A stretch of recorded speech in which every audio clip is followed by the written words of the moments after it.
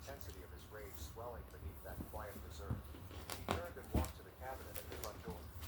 Nobody dared to speak. Nobody dared to stop him.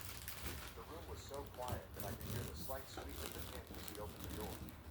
He held three jackets: my father's brown jacket, my mother's blue coat, and Amy's familiar black hood. He threw them out onto the front steps without saying anything more. Slow and deliberate. There are no explanations or drama, only action. The front door remained open. A breeze blew in, bearing the frigid sensation of something that had recently been evicted from this dwelling. When he spun around, he was firmly in the center of the room. His gaze locked on all three of them, and his voice became easygoing.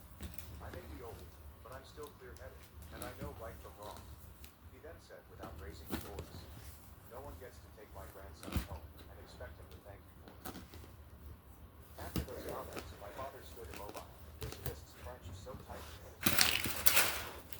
My mother kept her head down, fingers closed together, and laid fixed on the floor, as if she was trying to disappear. The only sound in the room was a mild wind blowing through the open door.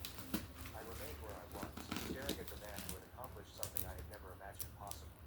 A surge erupted in my chest, not from emotion, but from the peaceful, strange sensation of finally being valued in this house. And at that point, I understood the old door in front of us didn't suddenly swing open, forcing someone out. Get off the carrots, go back to your apartment, pack a few things, then come back here. I didn't say anything.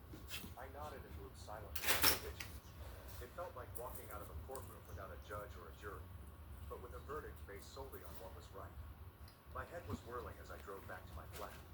Every length of road seemed to echo with that plate crashing down, the sensation of sauce on my clothes, Aiden's averted stare, and my parents' voices looping through my thoughts, as if they were attempting to resurface old memories. My chest still felt heavy, despite the fact that the person who stood up for me was the most respected voice in the family. And I knew this because my father would only raise his voice when Grandpa wasn't present. Because my granddad is not easily swayed. He was a soldier. No matter how loud my father yelled, he had to realize he was standing on ground that no longer followed the old laws. But while I was packing a few items in my modest flat, my grandfather's attorney, Thomas Moore, arrived shortly after I departed. At Grandpa's request, he brought 2 copies of past wills and a newly created paper and pushed them through. If my father, mother, and Aiden did not evacuate the house within 72 hours, I would get entire authority and ownership of it. No arguments. There are no negotiations. Every syllable of protest was duly recorded. They were asked to pack all personal belongings within the specified time range. Any delay would be considered a civil infraction, as specified by Thomas in the property agreements. Because once my grandfather speaks,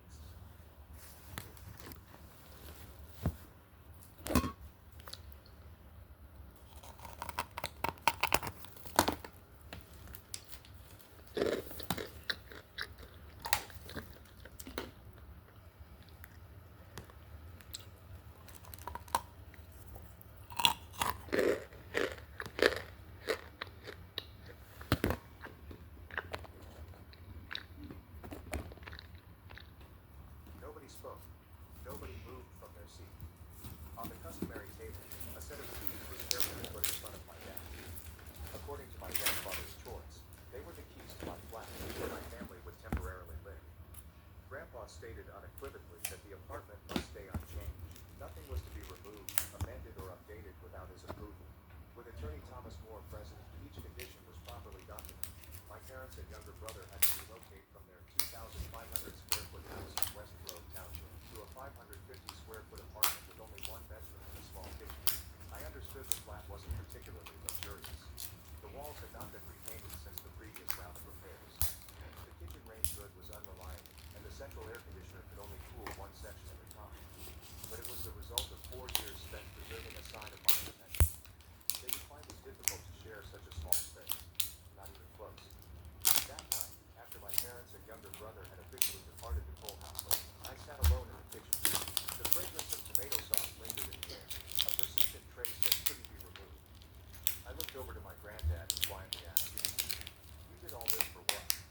He lifted his head and responded slowly, with a distant gaze as if reaching back for something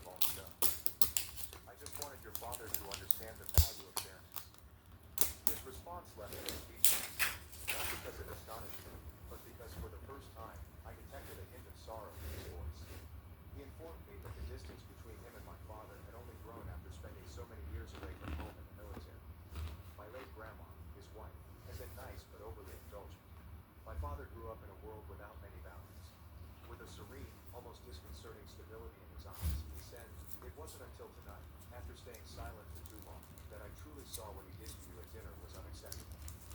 He waited for a moment before adding one crisp, strong line. I felt a sentence settle deep into my chest.